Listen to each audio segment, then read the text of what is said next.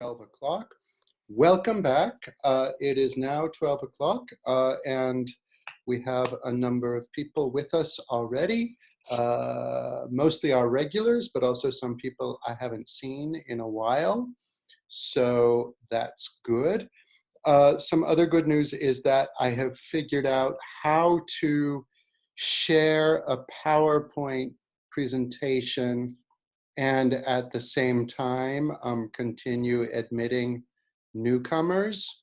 I think I've mentioned that Zoom is getting more and more security measures built in as they're getting more and more popular and more ill-advised uses are being discovered for this this platform. So welcome back. I'm still admitting people, and as usual, in the first few minutes, I have trouble focusing on what I have to talk about because I have to be clicking admit. But for the moment, I think I have some freedom.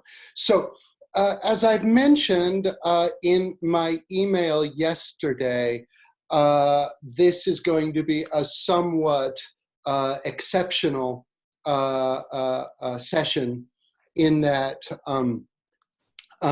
there's not going to be another presenter. I'm flying solo today. At least I'm flying solo as a designated presenter. That said, I will expect you to join in with discussion and input, particularly towards the end of today's session. And please don't assume that if you're not presenting officially, I don't want any dialogue. That's not at all the case. In fact, I'm counting on you to raise questions from the reading and from the discussion, particularly around 1:40, but also earlier than that, if you can jump in and give us some input, it would be very much desired. Now, next week, I would like to have someone else present the material. So I would like to ask you if you know how to do the targeted chat. You can chat to everybody, or you can send a chat that only I receive. If you would like to present next time, then at some point in the next 2 hours, please send me a private chat to that effect, and I will be very grateful. I'd like today to go over a little bit of what we missed from last time, the dimensions of the critique of aesthetic judgment that I couldn't get to last week, and that I also just want to summarize in a perhaps clearer way than we've been able to do previously. And that will only go until about 12:20. And then after that, I'd like to spend a half hour or so talking about teleology, not necessarily just as Kant engages with it, but the philosophical problem of teleology, and also the way this problem develops over the several centuries or millennia prior to Kant's inheritance of it. And then I think we will be well positioned to move around 1250 to a section by section discussion of the reading for today, of the analytic of teleological judgment. This is the part of the third critique where I feel most at home, where I feel like it's really, so to speak, my stuff. So that's not really why there's no presenter for today. I mean, I would be happy to have someone else talking about my stuff. It just kind of worked out that way. I figured this is as easy a session for me to fill up 2 hours of myself chattering about teleology than any of the other sessions. So that's just how it turned out. In any case, what I would like to do when we get to the 1250 mark is I've selected, and will show you in PowerPoint, a presentation of what I take to be a dozen or so of the key passages in the Analytic of Teleological Judgment, and focusing in particular on sections 63 and 64, somewhat to the detriment of 61, 62, and 65 through 69. But that's more for the sake of time than anything else. Let's see, can someone send me a chat? I'm sorry to ask you to do this, just say, hey there, or whatever. I want to see if it comes through. Okay, okay, look at the chats. Thanks, guys. I just wanted to be sure that if you send chats, I will see them. And indeed, I did. Okay, so it's an exciting and pivotal moment because we are shifting between, the private chat works as well, I see, yes, indeed. We're shifting between the two halves, and we've already read the first half with an eye to understanding Kant's aesthetics, not strictly or narrowly as a philosophy of art, but rather as one of the two approaches to understanding this very difficult thing called judgment. And judgment being important for Kant independently of whether it's of interest in aesthetics or in natural philosophy, right? Because it is so central to the critical project as a whole, and in particular to the first critique.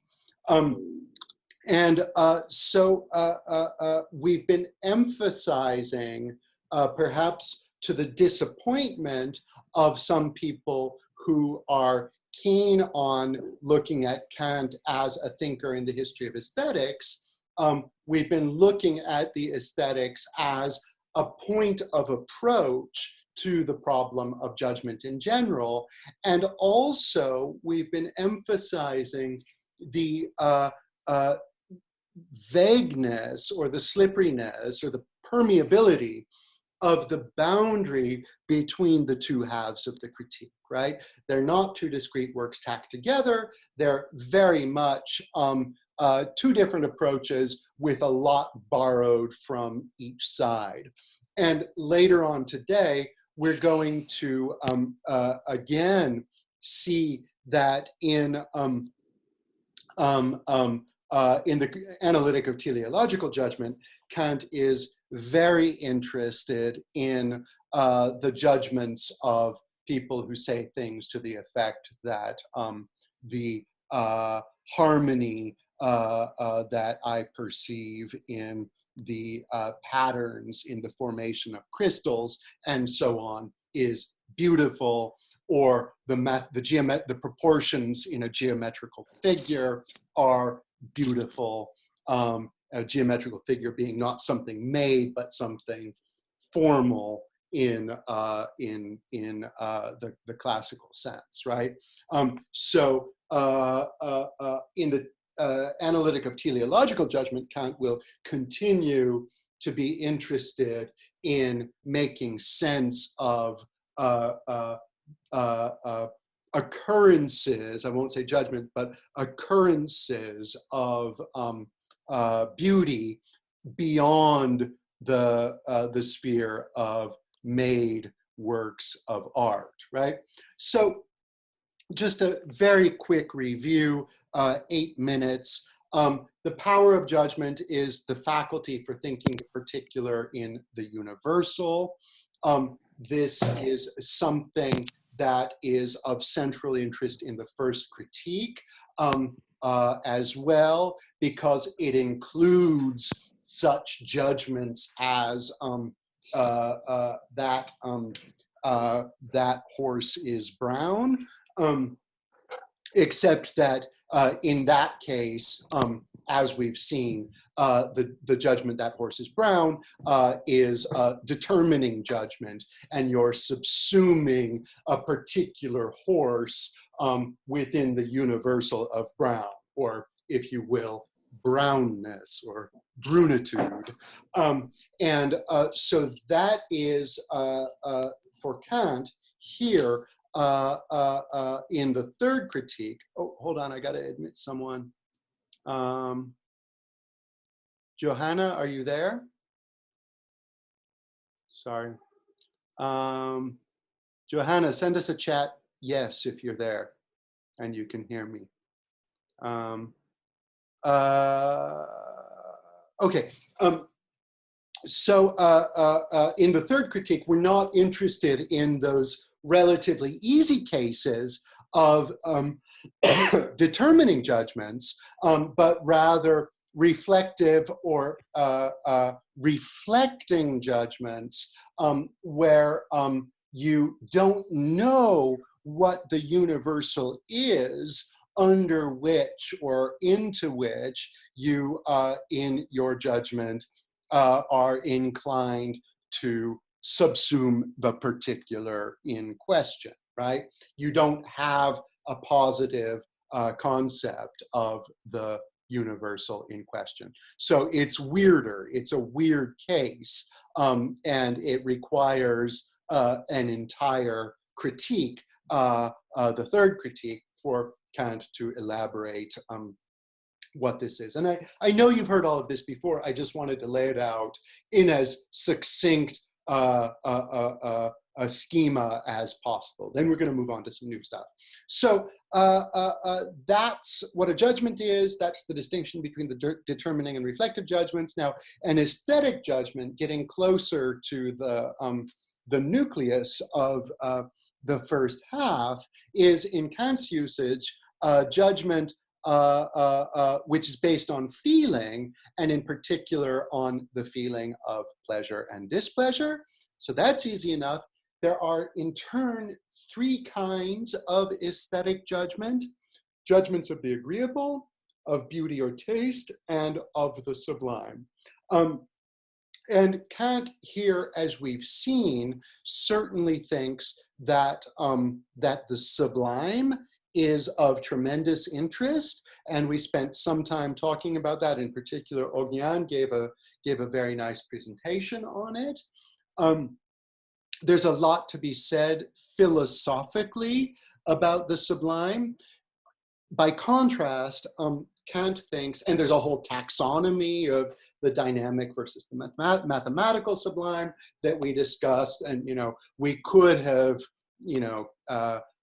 got tenure writing nothing but such things. As it is, we passed through these distinctions very quickly. By contrast, it would be pretty hard, probably not impossible, but pretty hard to get tenure writing about Kant on the agreeable. Why? Well, because he doesn't seem to think it's all that interesting, or that there's much to be said about it. As I've mentioned on a number of occasions, the grounds that Kant lays out for distinguishing between the domain of the agreeable and the domain of the beautiful are very much worth interrogating, even if he doesn't think the agreeable as such is worthy of a philosophy of the agreeable, right? So it's in judgment, even if he does think that the sublime is of interest, nonetheless, it's in judgments of beauty that judgment reveals itself as a faculty that has its own special principle. And so this is why then Kant considers it so worthwhile to dwell for one half of this work on the beautiful, and in particular on works of art. And then there are 4 moments of the judgment of beauty that I don't think I need to summarize for you. 4 features that Kant proceeds one by one to draw out as particular or distinctive of judgments of beauty.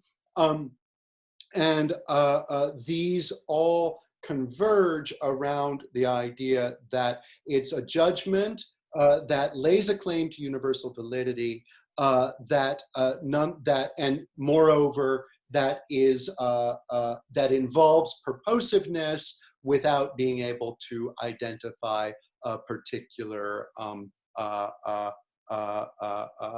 kind of positive purpose in the particular judgment, because to do so would render the judgment into a determining judgment. All right, I think in the interest of time, I'm not going to go back through the deduction of the judgment of taste, which I believe John presented to us 2 weeks ago. Though I think John did a good enough job, did an excellent job, and I just want to conclude going back briefly to the 4 moments of the judgment of beauty, that the 3rd moment in particular, I think, is the one that offers us the clearest bridge to the 2nd part, the critique of teleological judgment. And in a sense, you can say that the critique of the judgment of taste is about judgment in general. You could also say that the underlying or binding or bridging theme is purposiveness. This is what comes up consistently across the 2 halves of the critique. And with that, I would like to move on to the 2nd half, or start to introduce the 2nd half. And as I mentioned, what I'd like to do, and I'm going to keep, no, I know what I'm going to do. I'm going to stop sharing because I don't have any PowerPoint to show for the first part of my talk today. I hear some sublime thunder out the window. I don't know if it's thundering where you are. That might distract me a little bit. So for the first half, I don't have a PowerPoint presentation. I just want to talk very generally about the idea of teleology. And sorry, I'm getting, okay. Is my screen sharing right now? Shake your head no or yes. Okay, good, good. All right, I can see the chats. Feel free to interrupt me with comments, with input, with challenges. I'm very happy to engage with you while I'm discussing this topic. I know some of you have some prior expertise in these topics. I'm looking in particular at Chris Noble. feel free to jump in with some discussion.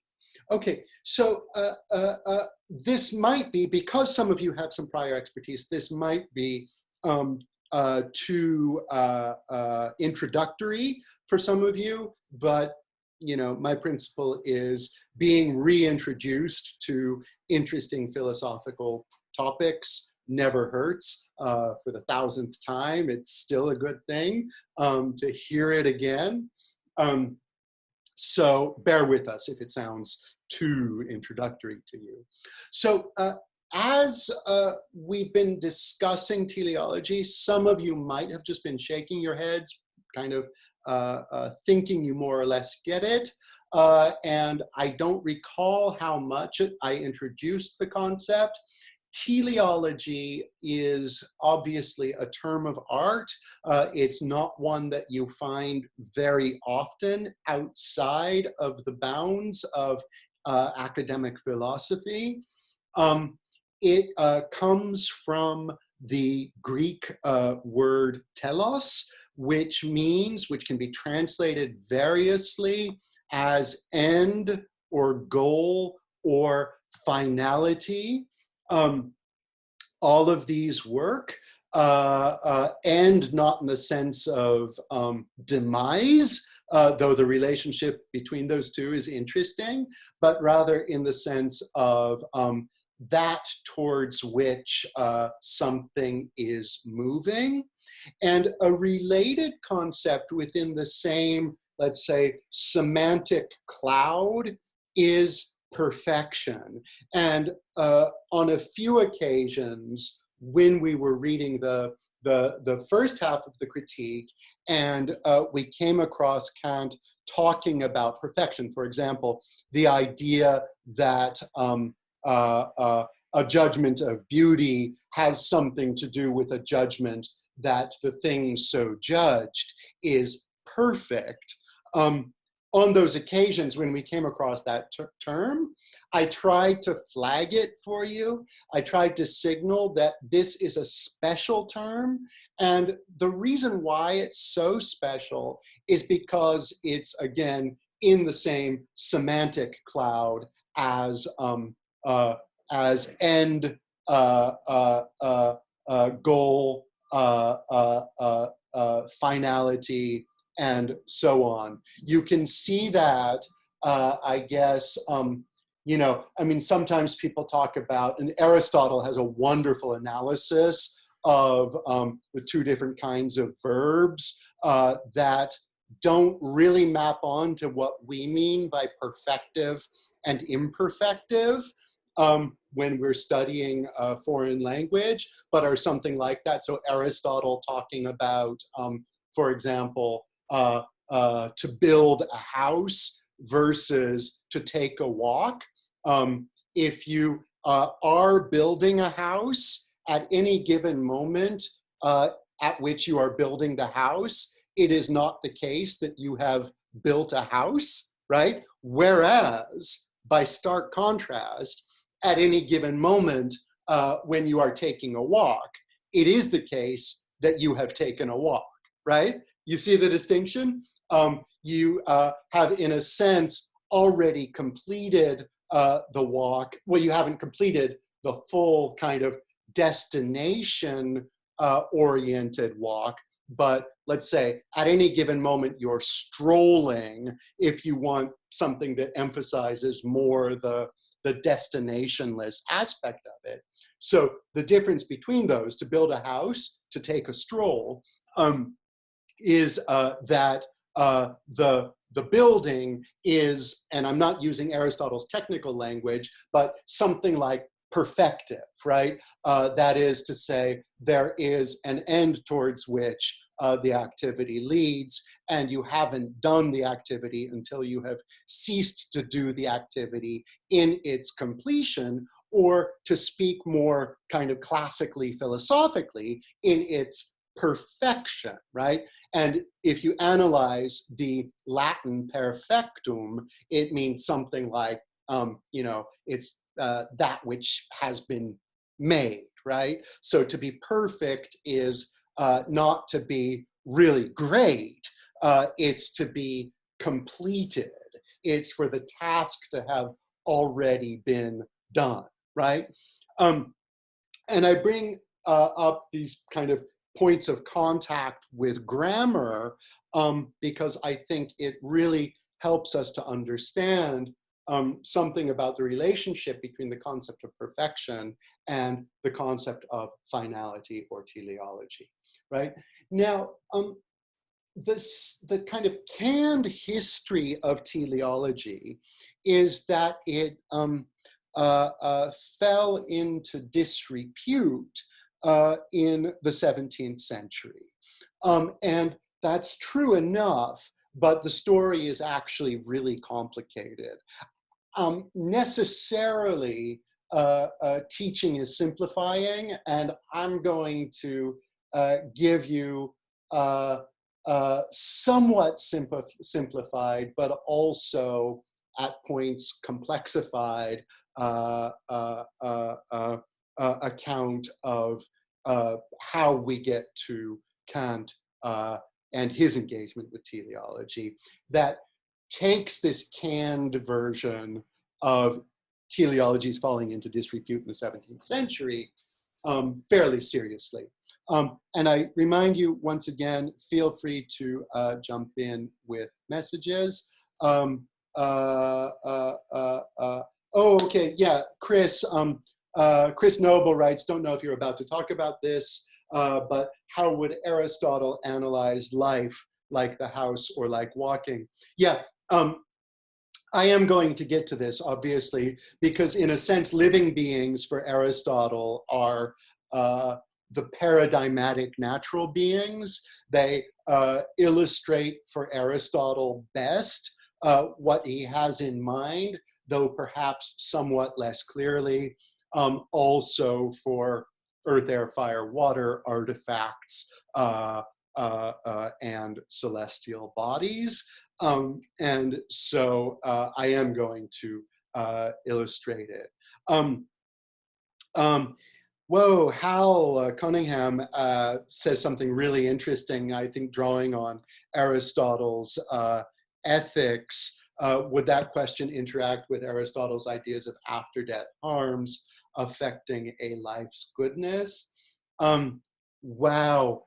I don't know how to answer that, except to say that's a really good question. And I don't know how to answer it, mostly because my perhaps somewhat idiosyncratic approach to Aristotle is to avoid everything he says about human beings in order to focus on nature. And I do the same for Leibniz as well, and to some extent for Kant as well. And I would contend that for Aristotle and Leibniz, there's a sound methodological principle behind avoiding claims about human beings, because for them, human beings muddy the water because we have to introduce special considerations for them, right? So that for rhinoceroses and hyenas, you can easily say that the kind of the perfection of the baby rhinoceros is to achieve immortality in kind, if not in number, through reproduction. And then the senescence of the rhinoceros, the old age of the rhinoceros, is kind of a question mark, like why do they just keep on living? Whereas for human beings, and here's where I'm getting to your very interesting question, Hal, for human beings, senescence, at least for male human beings, and for Greek male human beings, and here's part of the reason why I avoid discussion of human beings, things only really get good when you start to get old, because that's when you start to be capable of the kind of contemplative wisdom that alone, to some extent, frees you from your body. Um, um, um, but that also means, and Hal is very right to pick up on this, and I don't recall what part of the Nicomachean Ethics this is discussed in, but there's a further complication with human beings that even after you're dead, you are still capable of boons and harms, right? Whereas, the reputation of a rhinoceros post-mortem is not thought to have anything to do with the well-being of the rhinoceros. So Hal, I'm not really answering your question, but I don't want you to think I'm ignoring it. If anyone else wants to jump in and say something about it, please do. All right, so classically, then, teleology is for Aristotle, and I'm going to spare you the cosmological model, or maybe just a little bit. Aristotle has an idea that God, or the unmoved mover, is a synonym of pure actuality, which is to say that God has realized all potentials, which is to say, there's a long string of which is to says here. I'm not going to be able to get to all of them, which is to say that God can't change, which is to say that God is strictly immaterial. God has no material component, because for Aristotle, matter is nothing other than the vehicle of dynamic change through which a given natural being passes from potentiality to actuality, which is to say that God is perfect, right? And that in turn is ultimately what every natural being is after, when it's doing what it can to pass from potentiality to actuality, to realize itself in view of the sort of thing it is. And for Aristotle, the celestial spheres are the most like God because they are, first of all, immortal, and because, second of all, they are homogeneous. They're not composed of several different elements. This is why, in parentheses, Galileo's discovery of sunspots was so controversial. You might think today, what the hell does the Catholic Church care about whether the sun has spots on it or not? The answer is, well, if the sun is supposed to be a uniform superlunar body, not subject to corruption, then it can't be composed of two different things. Whereas if it has spots, those spots have to be something other than the primary element that composes the sun.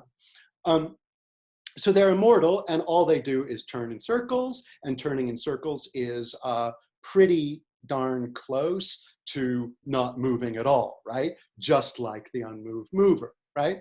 Now, things start to get pretty imperfect, though, the further down you go towards the center of the cosmos. And in particular, when you get to the sublunar realm, you no longer have immortal bodies. And the reason you no longer have immortal bodies is because all of the sublunar bodies are composed. What are they composed of? The four elements: earth, air, fire, and water. And when earth, air, fire, and water separate out, as they are naturally determined to do in the pursuit of their own natural ends, their own perfection, you might say, when the elements that compose sublunar natural bodies separate out, those sublunar natural bodies, like you and me and our dogs and all the rhinoceroses, die. Or to put it in more Aristotelian terms, we corrupt. right? Now, Aristotle in turn gives an account of sexual generation as the approximation of the eternity of the immortal beings, whether the celestial spheres or the unmoved mover. That is to say, there's no eternity in number, as Aristotle puts it on the generation of animals, but there is eternity in kind, or in species, right? So you don't get to just keep on living forever and ever and ever, but humanity does get to keep on living forever and ever and ever. And so do rhinoceroses, by the way. Aristotle is incapable of acknowledging the possibility not just of evolution of new species, but also of extinction. All right, so what does this have to do with teleology? Well, there's, I mentioned the teleology of earth, air, fire, and water. What is the teleology of fire? Well, it's, so to speak, to realize itself given the sort of thing it is. And in part, that means it is to return to its natural place in the cosmos. What is its natural place in the cosmos? Well, it's the place above air, then water, then earth, right? And that is why fire goes up, right? What is the natural place of earth? Well, it's at the center of the cosmos. That is why when you release a dirt clod from your hand, it goes down, or in other words, towards the center, right? On this geocentric model of the cosmos. And what is the teleology of water? Well, to find its homeostasis between air and earth, and of air between fire and water, right? Now, the key thing is that there is no kind of external, universally binding law that forces the dirt clod down when you release it from your hand, for Aristotle. For example, gravity. We all know that Aristotle had no idea of gravity, but it's somewhat harder to appreciate the alternative model, the alternative account of what makes dirt clods fall downward, if not gravity. So the answer is there's no universal binding law that compels it, as it were, from outside of itself to go downward. Rather, there is a kind of internal pulsion, a push towards the center from within. And this is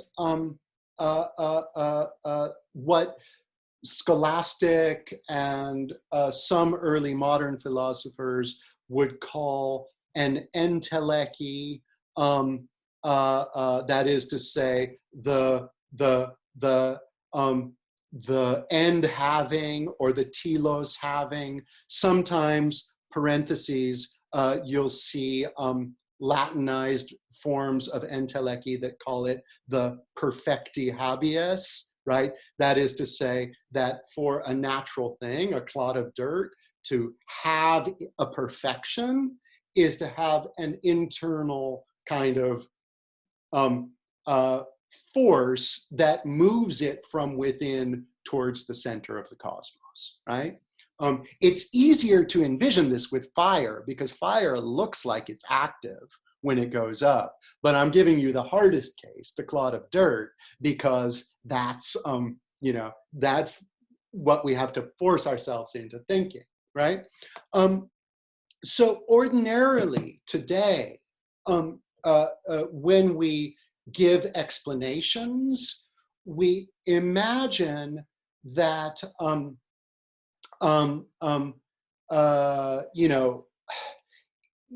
if if you knock your coffee cup off the table and it lands in a particular spot, and you say, or a small child says, you say jokingly, you know, that's where it wanted to be. We understand that kind of talk, but we also understand, or we think we understand anyway, that it's obviously false, right? And so the domain of teleology has, teleological explanation has contracted significantly.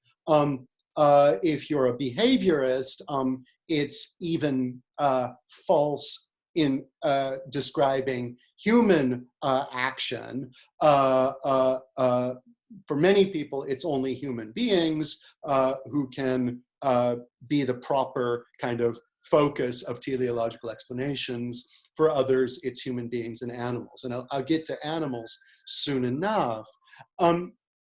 But, you know, what are the two different kinds of explanation? Well, think about it. If you, you know, if you want to know how,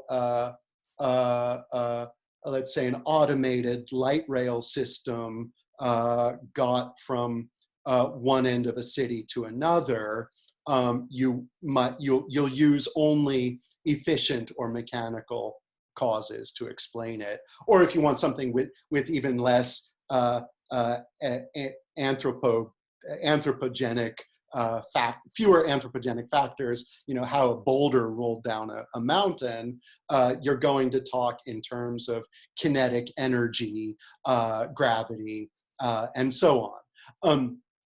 If by contrast, you want to know, you know, what is it that got you out of bed and to your desk to sit in front of the Zoom camera today?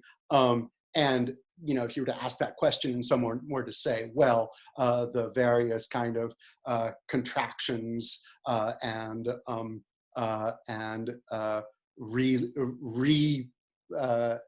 what's the term? The various contractions and expansions of your leg muscles underlain by synaptic firings and sodium-potassium wall events and things like that.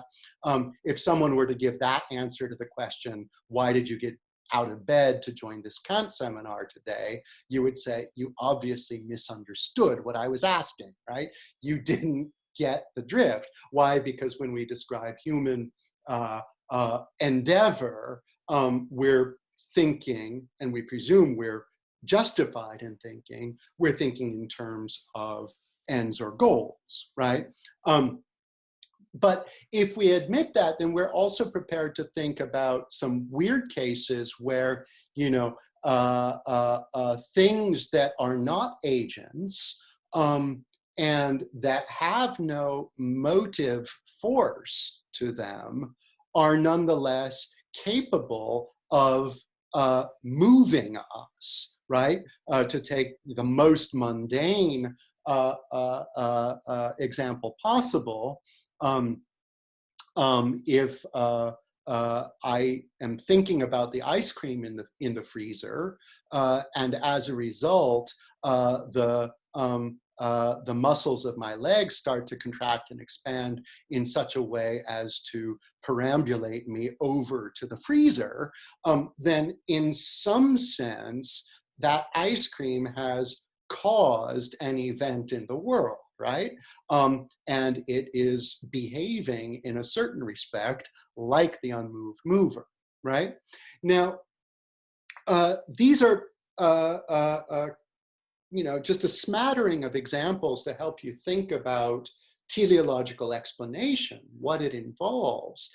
Now, what you have to do to work your way into a teleologically rich world is to just suppose that everything in nature is functioning the way, forget about the ice cream, but the way we are when we get up and we move ourselves over to our computer to join a Kant seminar, right?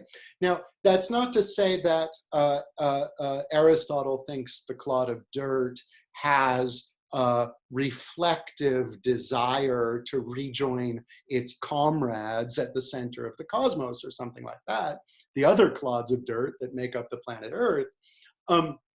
It's just to say that in the end, for Aristotle, all of nature is a kind of appropriate target for something we can rightly call psychological explanation, right? But there's a corollary of that, which is just that psychology is an ineliminable part of natural philosophy, right? Whereas again, in the modern period, it contracts, right? Now, what happens when it contracts? We've talked about this a little bit already. We have famously, already in antiquity, competing visions of how nature works.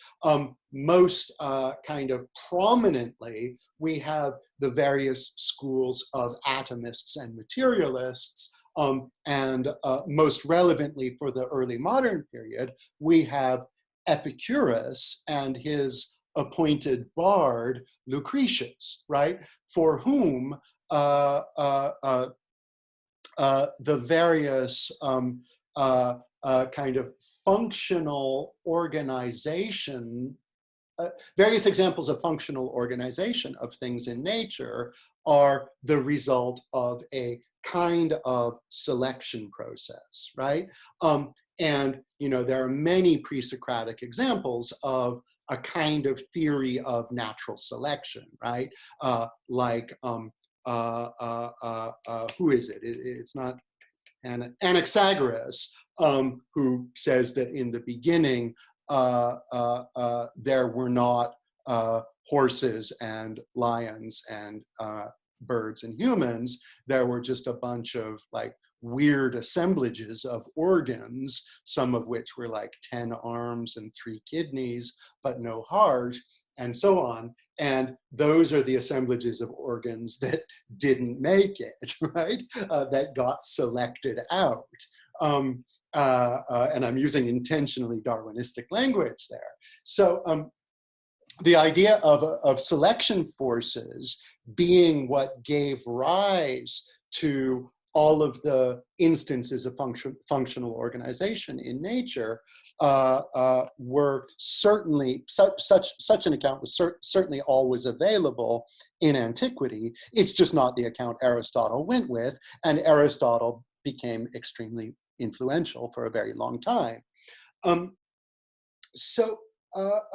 Lucretius's On the Nature of Things is kind of revived in the Renaissance and becomes for many, I can think in particular of Pierre Gassendi, Walter Charlton, many other philosophers in the early modern period. Catherine Wilson is someone who's written quite a bit about this. Rodolfo Garau, who joins us sometimes but is not here today, is also a sort of neo-Epicurean, that is to say, a scholar of early modern neo-Epicurean philosophy.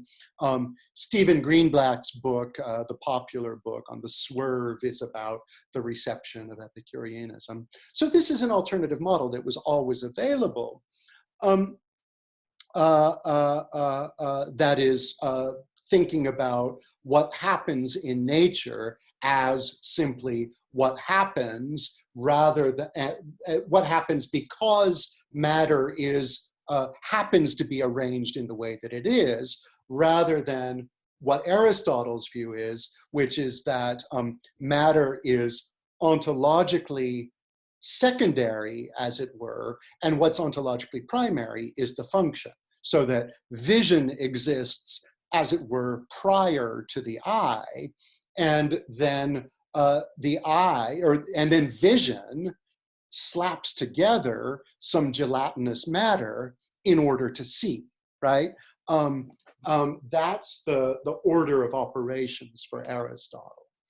Now, when you turn to someone like Descartes, you start to get a lot of really remarkable kind of austerity language, you could say, trying to banish teleological explanation, and even to banish what we would generally think of as harmless kind of encroachment of teleological language on the way we account for things. So for the question, like, why does a fluid fill up a container? The medievals would say, well, because natura abhorret vacuum, right? Nature abhors a vacuum, right? And this is kind of just a way of saying that, you know, vacuums get filled up, right? It's almost the equivalent.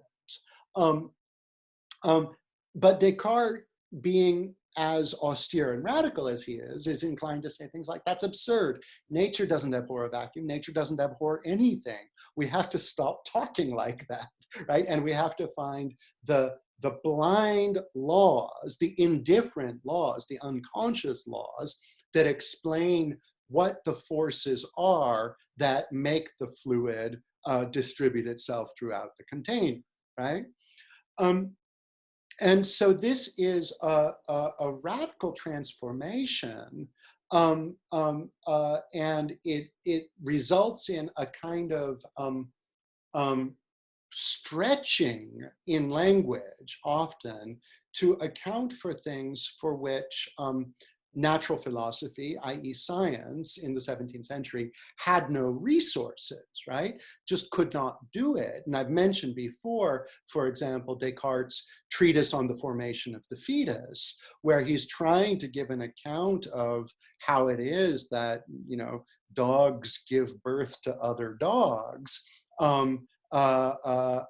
in a way that evokes nothing more than the thermomechanical effects of particles bouncing off of other particles, right? And he obviously can't do it, but he tries anyway, and it's a real college try. Now, it's precisely, and here I'm starting to get to our what interests us for today. It's precisely with respect to these boundary entities, you could say, that are living beings, which is, you know, not a small percentage of the world around us. You know, I look out the window. I'm not sitting anywhere special, but I look out the window, and maybe 30–40% of my visual field is taken up by trees, right? And that's a pretty kind of average, or perhaps below average, kind of snapshot of the world, right? So a good percentage of the stuff that we encounter is a part of this boundary category, which is why it's so important, and why the historiographical approach that for a long time told us that that the 17th century was the age of the triumph of mechanical physics, you can ignore the life sciences, was, I think, so mistaken, because it's precisely with respect to the life sciences that people were confronted with questions they couldn't answer, they couldn't make easy progress on, and so were compelled to, you know, go looking for conceptual resources that are philosophically very interesting. So some people like Descartes were defiant and said, you know, a dog really is just a very complex, well-oiled machine. Others tried to hold on to intermediate principles for living beings, plastic natures and archaei and hylarchic principles, and all sorts of wild stuff that they were often taken to task for just being incoherent on, right? Because for Descartes, it's like, well, is it a soul or isn't it? If it's a soul, then it's absolutely unlike anything that's bodily. And if it's a body, then it's absolutely unlike anything that's a soul. So you can't have mediation between those two basic principles. That's dualism. And we'll see later on today that Kant rejects dualism explicitly in section 68, alongside what he calls hylozoism, which is a view closer to John Locke's, which would have it that, that matter itself is capable of life. Let me see. I'm already going over time. I knew it was going to be tough. Let me. Whitney, do you want to turn your mic on and state your very interesting question? Yeah, sure. Sorry, I had the video off too, but now I'll turn that on too. Hey. So hi, Justin. Thanks for the great explanation of, and like the great summary of what you just did. And like while you were talking that, I just started thinking about this, and I was just wondering, so we're talking about teleological explanation of various phenomena. And I was wondering that if we have a teleological explanation, like what are examples of alternative explanations or other kinds of explanations that you would get if you weren't looking at things teleologically. And that seems to me to be related to the question of just what is teleology like supposed to explain or kind of answer in the first place. Yeah, that's such an important question, and obviously I'm distinguishing between teleological explanation on the one hand and the teleology inherent in a thing on the other hand. Right. Okay. And and I do this because there are a lot of people, like for example Leibniz, who seem to operate with what you could call a heuristic teleology, right, where they want in the end to give an exhaustively mechanical account of how, say, digestion works. But they're just coming up short. They don't know. So Leibniz explicitly says on a number of occasions, well, let's look at what digestion at least seems to be for. And if we do that, then maybe eventually we will start to notice enough of the finer grained details to be able to eliminate this talk of forness altogether, right? Man, I gotta say, I love talking about this stuff in English so much better than in French, because Whitney has been there when I've done this stuff in French, and which he did excellently, of course. But it was super hard because like these philosophical artifices like forness or hoarseness just comes so much more naturally in English. Just a parenthetical linguistic observation. So yeah, this forness is ultimately, if you're offering a teleological explanation, you are giving an account of the forness of a given thing, and that is often, so people have thought, something you can latch on to already at the outset of the explanatory process when you don't yet know what the mechanical principle is that makes the thing move, right? That's the idea. But the alternative explanation, the most obvious alternative explanation, this is something that Kant evokes a few times. He contrasts the nexus finalis and the nexus effectivus, right? And so the nexus is Kant's Latin for the German version of which is Verbindung, so connection or something like that. So the idea is let's just use the Latin nexus. You've got the final nexus and the effective or perhaps efficient nexus. And the efficient nexus is simply, what is, I like this. I was watching a comedy sketch. We were watching a comedy sketch yesterday where every question was in the form of "What's the deal with?"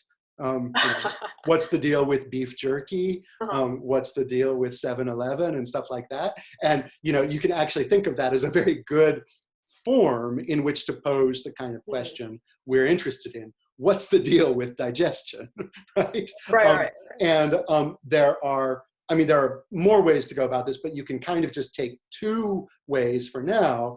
You can look at the final connection or the effective connection. And the final connection is, you would say, in response to the question, what's the deal with digestion? You would say, well, it's all about nourishing the body and keeping you perambulating and thinking about philosophy, right? As the human being you are.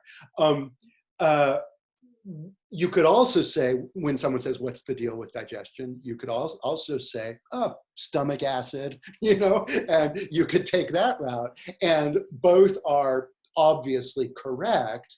And the balance between them is often, I think, obviously depends on what the level is that we're targeting, right? But the idea of the mechanical philosophy of those who held that nature is a great clockwork is that it is always forbidden to turn to the level of forness to account for anything that's going on in nature, because nothing is for anything. And so Descartes makes these crazy efforts to explain how the liver separates off from the heart in the course of the genesis of an embryo, and he won't ever say that the heart or the liver that the heart is for pumping blood, and that this pumping creates something that is for this other organic function. He just says you've got this blood pumping, and so inescapably it spills over into a whole new organ and stuff like that. And it's really like this de minimis attempt at accounting for the complexity of the natural world that obviously falls flat. Oh man, there's so much more I wanted to say, but I don't want to cut people off. I see Graham has a thought on this that I'd love to hear. Thanks, Justin. Yeah, and I just wanted to be responsive to Whitney's question in a slightly different key and say maybe fast forwarding a little bit historically, and again, everybody, lots of people in the conversation are going to be very aware of this and maybe more expert than I am in this stuff, but certainly emergent explanations that are now associated with sort of schools of emergence would be a powerful counter-teleological thread. And, there is a 17th century, I think, genealogical thread that can be traced back to corpuscularian accounts. We can even see this in political theory. If you want to, for instance, there's a reading of Hobbes's Leviathan that sees it really in the context of post Euclidean emergent matter theory, and says basically, what can you kind of explain by positing lots of discrete units that are obeying some kinds of discrete rules? And you can end up having very complex results, as we've seen, within our lifetimes with the work of a mathematician like John Conway. You can end up having fantastically complex systems that emerge if you simply set in motion arrays of units that are individually following some heuristic or small group of principles. Yeah. Oh, sorry. Wait. Logical issue as it gets. Graham, I'm sorry. I accidentally muted you for like 10 seconds. Just rewind like 15 seconds. John Conway has shown, within our lifetime that you can get extremely complex dynamics, extremely complex forms simply by positing units adhering to discrete heuristics, Yeah. and then set in motion with each other. And already you can see an interest in that way of thinking about the universe, the social universe and the natural universe in the 17th century. And I would just describe that as probably the single most powerful counter-teleological mode of explanation that we have. And it has a continuous thread going back several hundred years. That was it, sorry. Yeah, I certainly, that's so interesting. I mean, I certainly appreciate the thread that goes back to the 20th century and the kind of attempts to model the origins of life and the theories of abiogenesis that start to emerge with Oparin and others, and the way this then turns into kind of mathematical models of discrete elements developing into something that can kind of duplicate the complexity of living systems. But to be honest, I haven't really thought of that as I mean, I tend to think of people in the 17th century just kind of struggling in the dark in the absence of such powerful mathematical modeling tools, and also in the absence of basic knowledge of genetics, which means that, again, they were working without the kind of minimal conceptual resources necessary to get through this. But I mean, if you think that someone like Hobbes actually does, that's super cool. I mean, there may be people in this conversation who get to know more about this than I do, but one can read Leviathan as working to rethink politics and political community from a set of very simple definitions of the elements and then a playing out of proof-like structures. The architecture of that conceptually is, again, out of, like, you know, the power of Euclidean geometry. What is germane is that in a polity, what you have are little units, people, and they're not points, they're people.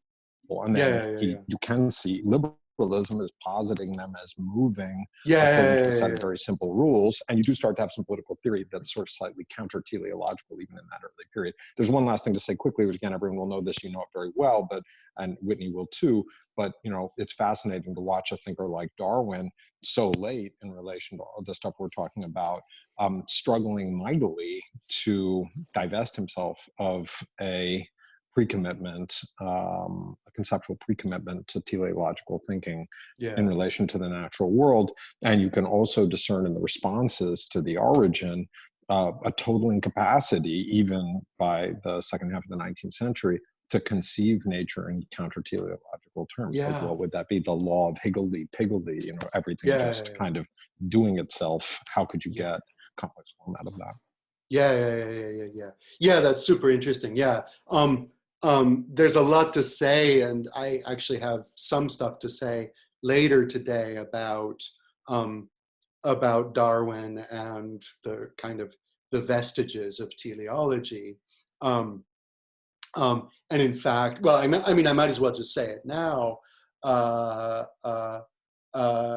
Darwin himself seems not to, in my view, seems not to have really worked through the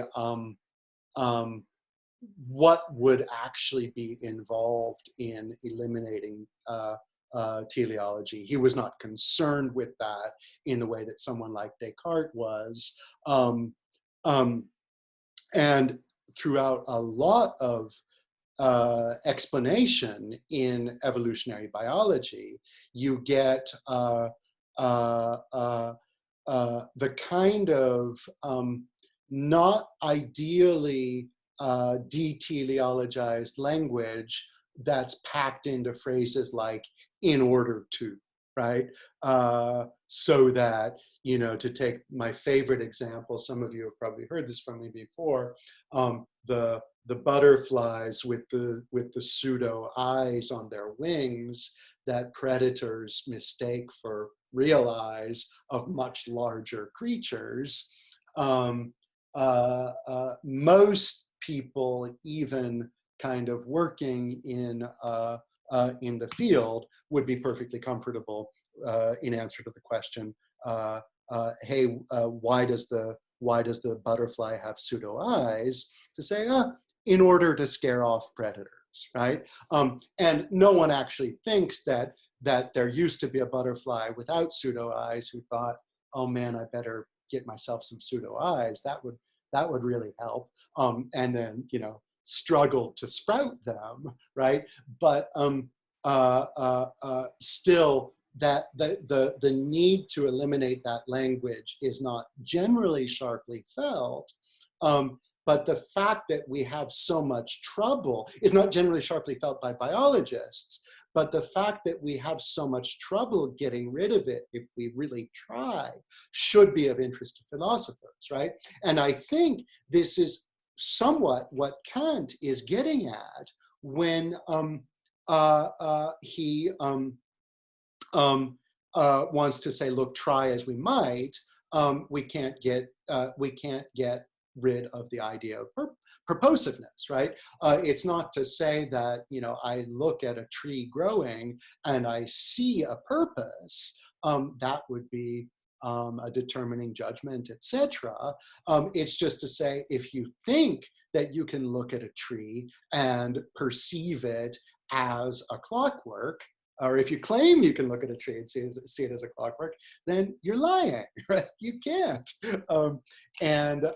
So that kind of later legacy of Darwin and 20th century evolutionary biology is, I think, very relevant to thinking back to Kant.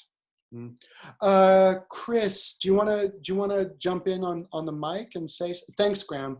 Do you want to jump in on the mic, Chris, and say something, or?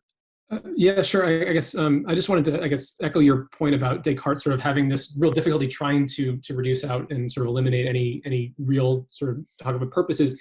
And specifically to the degree he's talking about sort of organs as pumps, right? Sort of hearts as pumps, for instance. That it seems like the further consequences, he's even rejecting that in the context of artificial machines like pumps, which is sort of adds to the difficulties and sort of weirdness of what he's trying to do. Mm-hmm. Yeah. Oh, yeah, absolutely. He also misunderstands what a machine is, right? Descartes is great for just giving us the de minimis account of things, right? Because you have all sorts of guys like this German Jesuit, what's his name, Kaspar Schott, who writes a wonderful treatise around 1650 called Tractorica, and it's about like traction machines, but then he gives like a whole taxonomy of machines where he says, well, yeah, but you've also got hydraulic machines, pneumatic machines, and ultimately you'll have Leibniz, who in early sketches says, yeah, okay, a living body is a machine, but it's a hydraulic go, pneumatic go, pyrotechnical machine, and so levers and pulleys and pumps are not going to get you everything you need. You need more principles than that. And the pyrotechnic dimension is like, bodies are, kind of fundamentally heat producing. Yeah, did you?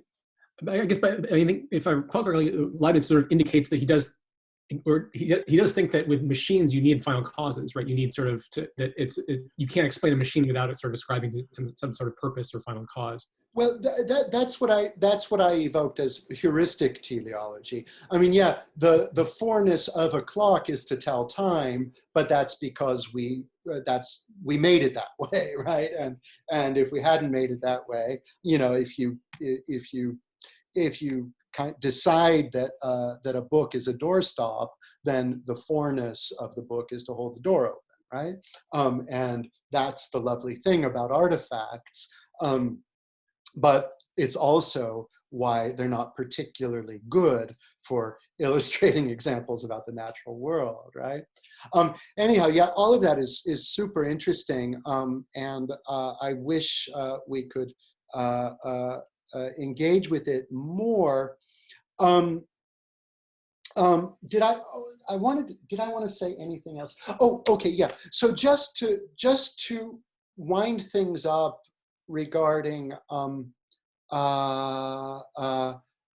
kind of the prehistory of Kant's engagement with teleology is I mean, Leibniz really is kind of the key figure in the background here, to the extent that Leibniz's resolution of the problem, and Leibniz was a kind of a irenic conciliator, that is, someone who was always seeking peace, and that is whether it was the Catholics and the Protestants, or the various empires of Europe, or whether it was the so-called new philosophers, the mechanical philosophers, on the one hand, and the scholastic Aristotelians on the other, right? So there was a lot of talk. Leibniz wasn't the only one doing this, to the effect that Aristotle is actually okay. We've just misunderstood him. And we don't need to get rid of him so much as just read him better. And Leibniz, I think, went even further than that and said, well, actually, the scholastics are okay too. And in fact, what they say is perfectly compatible with remaining a mechanist. And so, there can even be something frustrating about Leibniz's conciliatory spirit, which is that he refuses to believe that any two parties might actually substantially disagree with one another, have irreconcilable differences, right? He won't accept that. He'll always insist, no, let's just clarify what they're saying until we see that in fact these harmonize. Why is that? Well, because Leibniz is a rationalist, and he thinks that all of our brains are just, knocking up against the same rational order of reality, and are just, giving slightly different accounts of it based on, as it were, the angle of the knocking.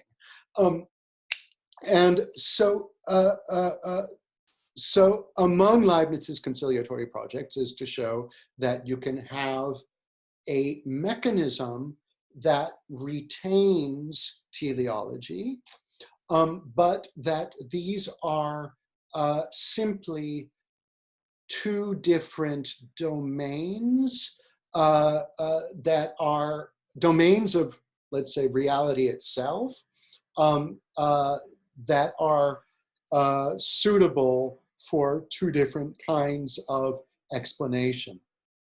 And sometimes the way Leibniz puts this is that there is a kingdom within a kingdom. You have the kingdom of efficient causes and the kingdom of ends, or to put it more kind of poetically and pithily, you have the kingdom of nature and the kingdom of grace, right? And so the kingdom of nature is the suitable domain of efficient causal explanation, and the kingdom of grace is the suitable domain of teleological explanation. And indeed, in the end, both kinds of explanation are suitable for not just human beings, but for anything, because, I mean, it's a long story of, what anything or what everything is for Leibniz. I won't get into that.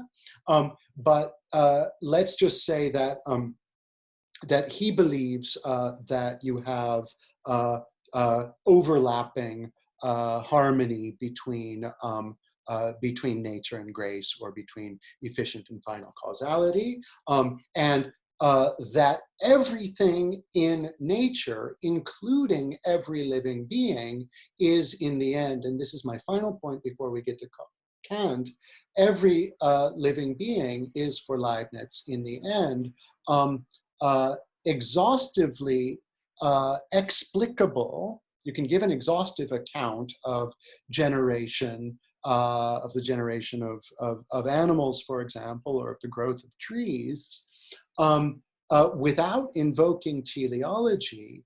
But this is only because, or this is only if you accept that the explanation would be infinitely long, right? And obviously we can't do that. We can't get there. Only God can get there.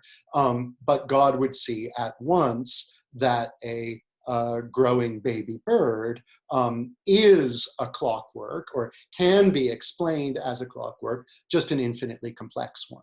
Now, the term that Leibniz uses for the infinitely complex body of a living being is organism, right? And I just want to flag this term because it's somewhat homonymous, but not fully homonymous with what Kant means when he says organized being. I mean, they both have organize in them. When Leibniz says organism, he's not using a count noun in the way that we do today. He's not saying there's one organism, there's another organism. Rather, he's using the ism in the same way we would use, like, you know, communism or fascism or something like that, right? It's something that characterizes a given individual thing, but is not itself an individual thing. There's a wonderful article, again, I try to avoid recommending secondary literature, but I can recommend this piece by Tobias Chung from maybe 10, 12 years ago, called From the Body of an, From the Organism of a Body to the Body of an Organism. And it's a survey of the term organism from the 17th to the 19th century. And I love this article because, well, I don't want to say you don't have to read it, but I'll say that, I mean, in a sense, the whole history is summarized in the title. That's exactly what happens from the 17th to the 19th centuries. You move from the organism of a body characterized by organism, to the body of an organism, right? There's an individual organism that has a body, right? Kant tends not to use the term organism, and when he says organized being, he tends to have in mind what we mean by an individual organism. Now, a final point about Leibniz. Again, Leibniz thinks you can give a teleological account of a baby bird's growing up to become an adult bird, but that you don't have to, and that its body can be exhaustively mechanically explained. Its body is characterized by a very special kind of mechanism. What kind of mechanism? Organism, right? Organism as a subset of mechanism. And that's some weird terminology, because it's, in a sense, we think of mechanism and organism as opposites. Leibniz thinks of the one as a subset of the other. So all of this is germane to to our reading from Kant for today, and I think I'm going to approach it very much out of order. By the end of today, I want to get to some of the stuff on physical geography, and in particular, Kant's, you might call it circumpolar or boreal geography interests, his descriptions of Lapland and Siberia, and how this relates to his idea of the foreness of human beings, and also the political dimensions of, I mean, his physical geography always slides over pretty quickly into political geography, and into ideas about history and enlightenment in particular. And Kant illustrates this in some of the passages we read with very interesting discussions, first of Laplanders, Sami people, then of Samoyeds and Yakuts, as he calls them, and then later circles back in the reading for today and says similar things about the New Hollanders, which is to say Australians, and the Fuegians, who were also of interest to Darwin, by the way. And what he has to say in those passages, again, I think, you know, it might look like I'm highlighting weird things in the reading, in our reading of the critique, but what he has to say about indigenous people I think, is relevant to our understanding of where he draws the boundaries of the aesthetic, but also relative to our understanding of what his place in the project of the Enlightenment is. So we'll look at that as well. But before we do that, I want to jump ahead in order to keep with the flow of the discussion. And to look at, look at section 64. We'll go back to section 63 by the end of today, and that might be all we have time for. So I wanted to, I'm not going to read this whole thing, but Kant asks you to conduct this thought experiment where you're walking along presumably uninhabited pathway, and you see a geometrical figure in the ground. And I know I've mentioned this passage already in anticipation. He thinks that you can easily distinguish artifact and end. You can see that this geometrical pattern was an end for something, but not a natural end. I was going to show you, I'm not the kind of classroom presence who likes to show videos, but I was almost tempted to show you this BBC Earth video of the puffer fish. Just Google it, BBC Earth puffer fish. It is amazing. This little fish, in order to attract a mate, spends a week or so digging in the sand at the bottom of the ocean to create a kind of perfectly geometrically orderly kind of mandala like figure that would lead you, and in fact did lead fishermen for many, many years to declare vestigium hominis video, right? They thought that they were seeing a result of an effort by someone by some agent capable of pursuing such ends to trace a geometrical figure in the sand in the ocean. It turns out it's a fish. And I think in a way, this example is more interesting than this other example from nature that's of interest to at least some naturalistically inclined philosophers of art. The famous Bowery bird architecture, if you've seen this.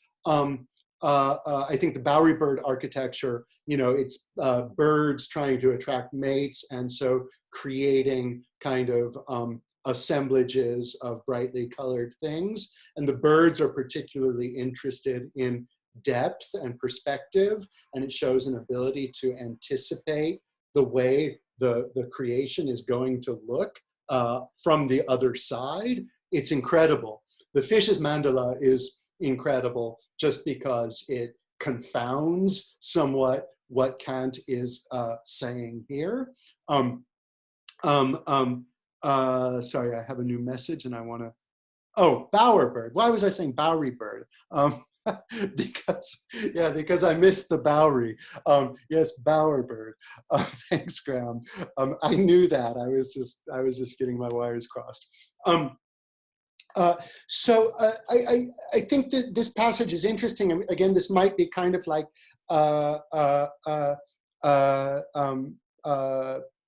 zeroing in on passages that seem obscure, but it's crucially important to think about this. If you think this pufferfish is relatively rare in nature, the power of, let's say, excreting geometrically regular patterns, say in the accretion of a shell, for example, is not at all rare in nature. It's everywhere in nature. And we think it's easy to distinguish between the pufferfish externally kind of building this this figure in the sand on the one hand, and the excreted kind of appendage of the body on the other hand.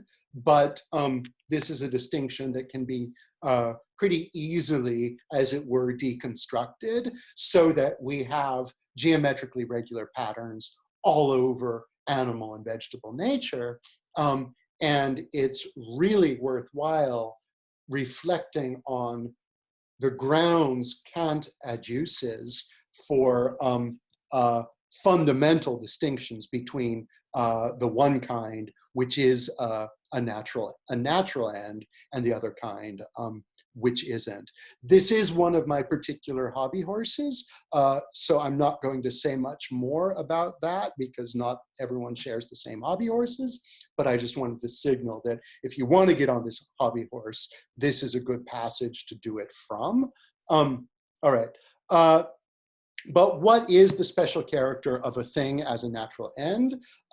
This is at 5370, page 242 in the Gaia edition. The next slide I'm showing you is a continuation of this, even though I didn't give a parenthetical reference for it. Just let me read a bit. In order to judge something that one cognizes as a product of nature, as being at the same time an end, hence a natural end, something more is required if there's not simply to be a contradiction here. I would say provisionally that a thing exists as a natural end if it is the cause and effect of itself.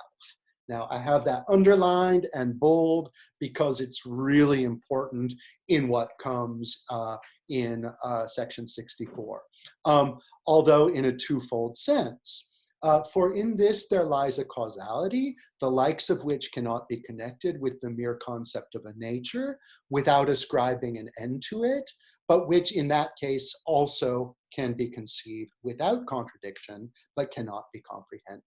So, can zero in on the central part for now, the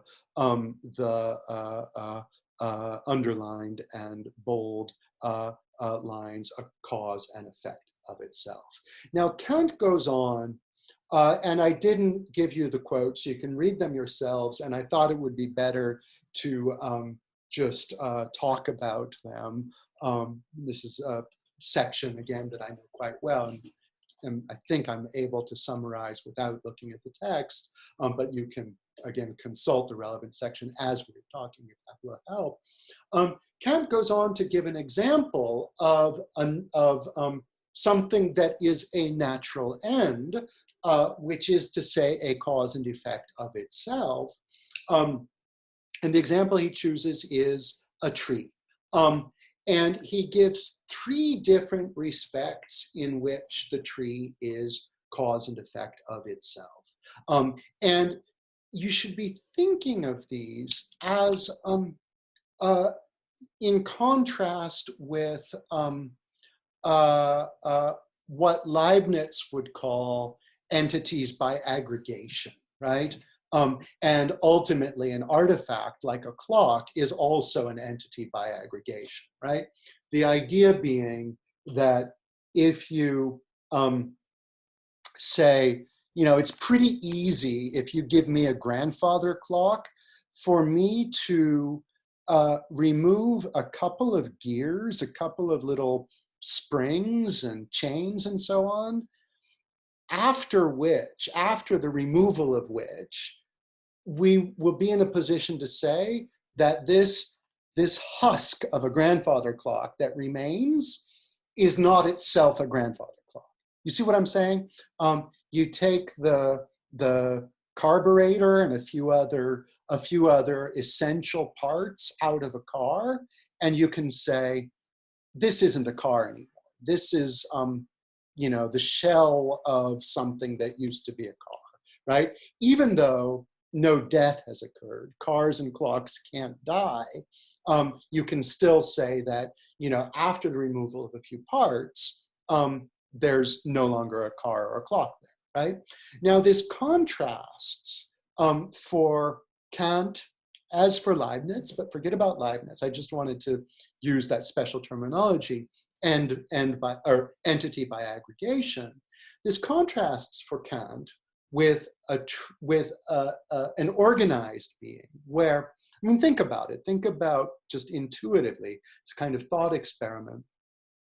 You take, I don't know, a piece of plywood that's 6 feet, that's 10 feet long, and you cut off 1 foot at one side of it, then you're justified in saying that this plywood is 10% what it was before, right?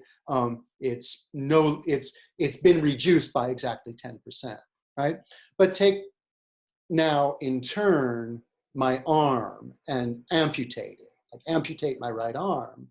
Let's say my right arm is 10% of me. I don't know. It's probably less than that, but I don't know exactly. So amputate my right arm. Now, it doesn't make any sense to say I am 10% less the person I was before the amputation, right? The amputation doesn't reduce me by 10%, right? And this isn't just a reflection on my moral status, on my status as a moral being, or as the kind of spiritual dimensions of my life, because the same is certainly true of a fish, right? As if you cut off 10% of the fish and it survives, it is still 100% that fish, right? You see, so this means that there's something peculiar going on with the kind of beings Kant calls organized beings that requires a different kind of ontological analysis than the one we're prepared to offer for plywood or clocks or whatever. And Kant offers his analysis on the example of the tree, which he says is cause and effect of itself, first of all, with respect to species, which is to say exactly what Aristotle said when he said that sublunar beings are eternal in the way that is possible for them, which is namely in kind but not in number. Kant's first criterion of the distinctness of organized beings is, I would contend, shared entirely with Aristotle in his analysis. And so because we've already talked about that, I mean, it's interesting that Kant is, that there's so much continuity here, given that, so much else has been scrapped from Aristotle's system. But again, I gave you that analysis earlier, so we'll just move on to the next. A tree is also cause and effect of itself. Second, with respect to the individual, as an individual. And here, Kant is talking mostly about the phenomenon of growth. This is, I think, important to dwell on for a moment in order to, as it were, flesh out the intuition about amputating my arm versus sawing off plywood. Kant makes an important distinction in this passage between two German terms, and I don't remember what the English translation is. Maybe someone can write it in the chat if they're quick. I actually remember the French distinction. It's between croissance and accroissement. I just know that because I've taught this text in French. In German, it's Wachstum versus Größenzunahme. So Wachstum is growth, simply, yeah, like when a baby grows into a toddler, grows into an adult, right? Größenzunahme is like the taking on of magnitude or the taking on of size, right? And Kant thinks it's crucial to distinguish between the two because only the first is characteristic of a being that is cause and effect of itself, right? Why? Well, because what's involved in Größenzunahme, in taking on of quantity, taking on of magnitude, is what happens, like, when you blow up a balloon. Yeah, that's a good example to use. When you blow up a balloon, it just gets bigger and bigger and bigger, right? But nothing interesting is happening. I mean, it's kind of interesting, but it's not interesting in the way that growth is interesting, because growth is the preservation of form at successive stages through the simultaneous casting off of a kind of waste matter, right? You eat, you excrete, you grow, right?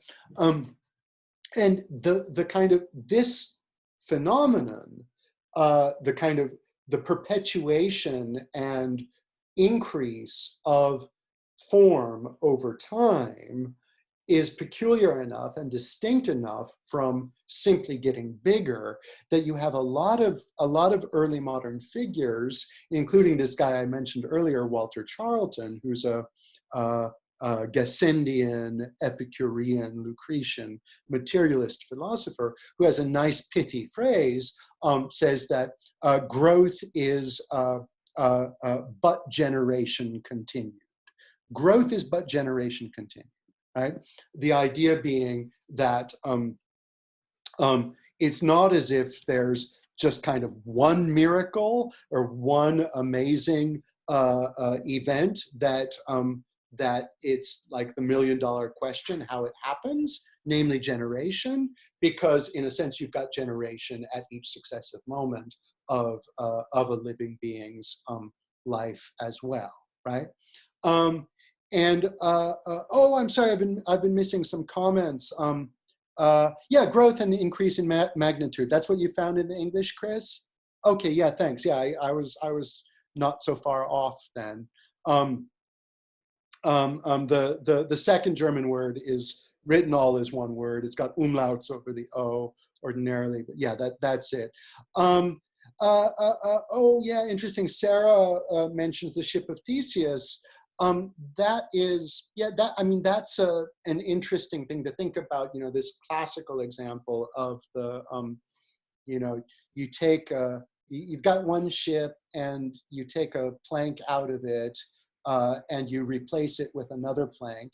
Meanwhile, you start taking more planks out, replacing them with new planks, but taking the old planks and building a duplicate of the ship from which you've taken all of the planks. So you've got one that's all of the old matter and one that is the preservation of form over time. And this is a thought experiment to jog your intuition about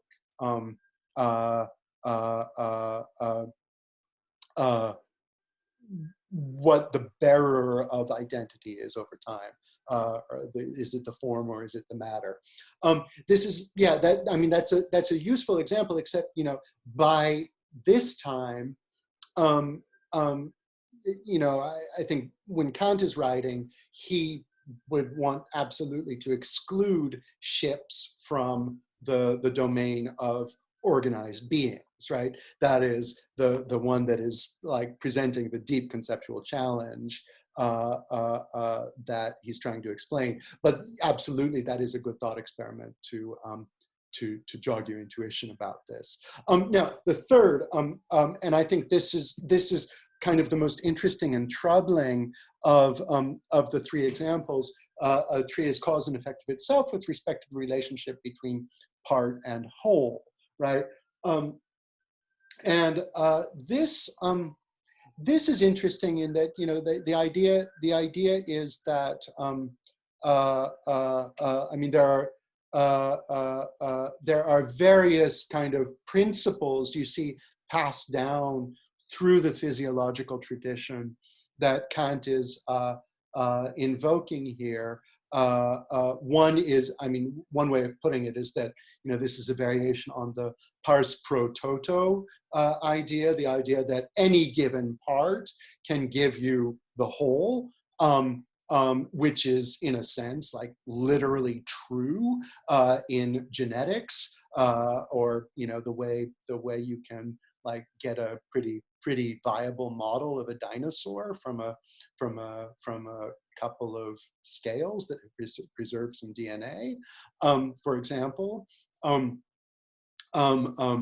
So the pars pro toto principle then being that, you know, unlike in, say, a car, where the carburetor tells you nothing of the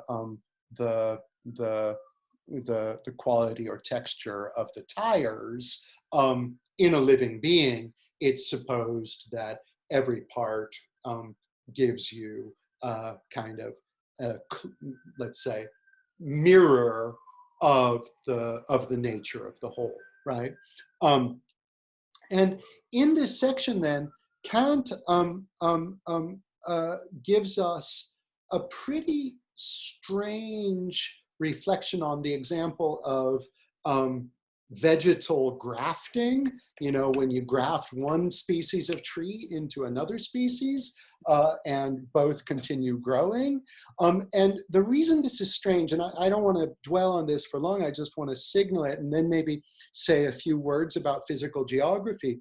The reason this is strange is that, you know, it was only really recently that we started having successful, as it were, animal grafts, you know, with xenotransplantation and so on.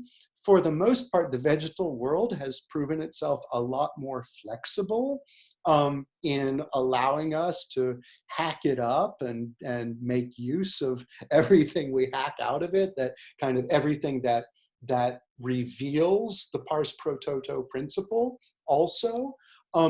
It was in the 1740s that reproduction by budding in freshwater hydra and so on was discovered. So there was an idea that whatever vegetables, by which plants, in other words, whatever plants are capable of in terms of cutting them up and grafting and getting a whole new tree from a hacked off bit of a tree and so on, whatever plants are capable of, in principle, animals are capable of this too. It's just that for whatever reason, it's a bit harder to achieve. That seems to have been a commonplace, a kind of common knowledge in the 18th century.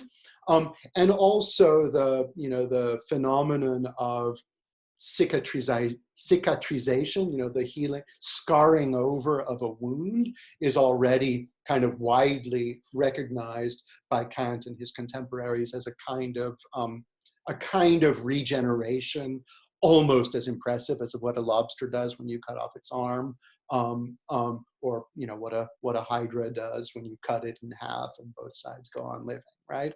Just, you know, in principle, it's the same kind of phenomenon. Anyhow, I just take that as kind of an interesting example from the history of science. Okay, man, I only have 10 minutes left.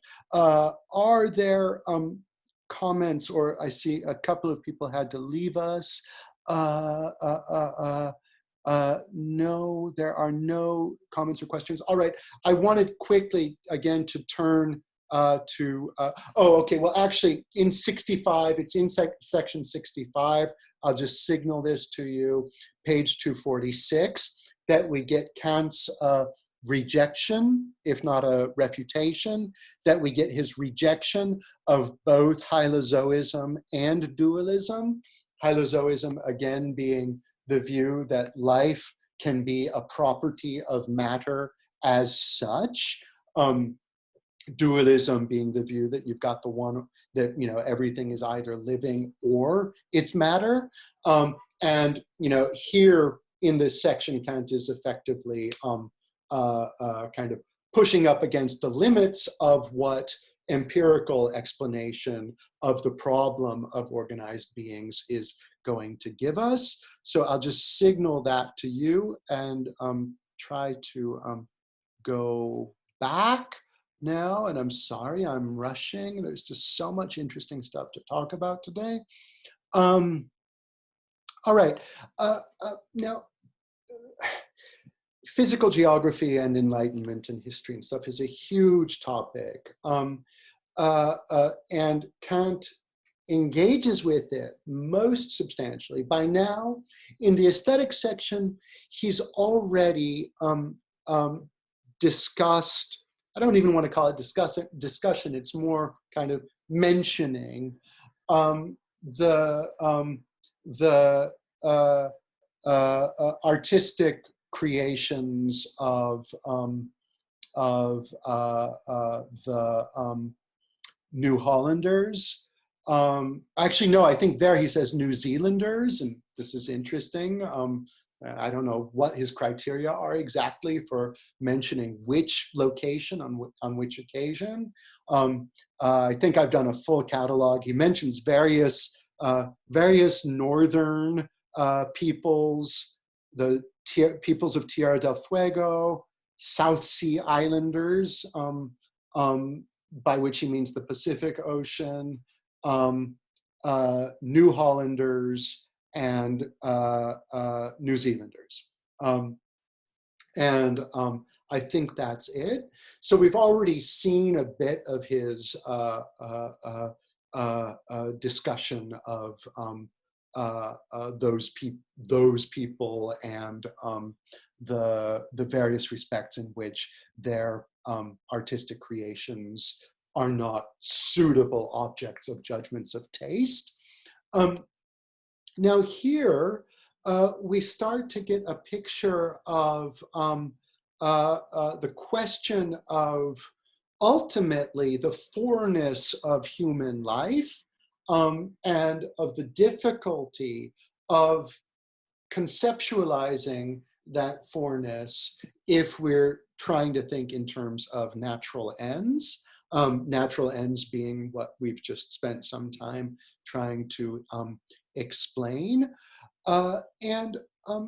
It's worth, let me just read a little bit very quickly, this passage from section 63, where he gives, he's trying to explain the difference between an absolute purpose and a relative purpose. And part of the problem of thinking about human beings as natural ends is that, it seems as if you take kind of the foreness of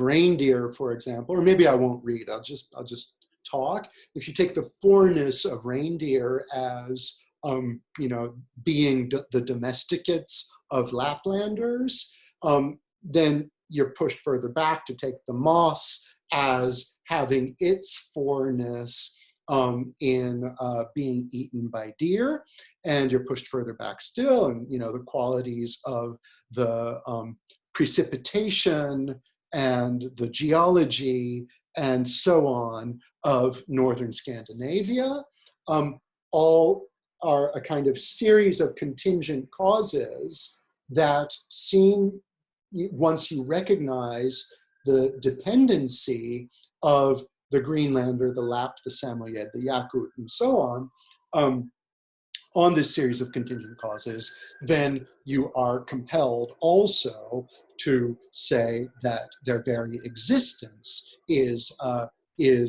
contingent. And if you were to stop at the existence of such people, then you would have to conclude that all of this enchaining of relative purposes is itself for nothing. And this is him going on, a second part of the quote in section 63. and this I think I will read, but one does not see why human beings have to live there at all. Thus to say that moisture falls from the air in the form of snow, that the sea has its currents which float the wood that has grown in warmer lands there, and the great sea animals filled with oil, that is whale oil, exist because the cause that produces all these natural products is grounded in the idea of an advantage for certain miserable creatures would be a very bold and arbitrary judgment. And so you can see where this is pointing. It's to kind of an account of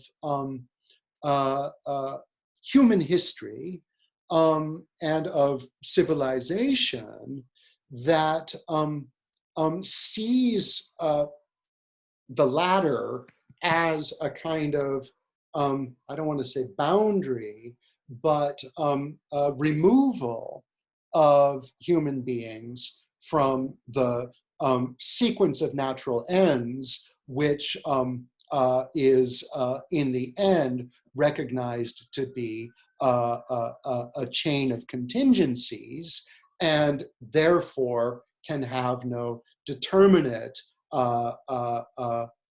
kind of status of foreignness at all, and any judgment that it does must therefore be very bold and arbitrary. All right, I want to reserve 5 minutes. Why do people always cut out early? We're losing so many people. I don't even know if anyone's there anymore. No, okay, there are some people still there.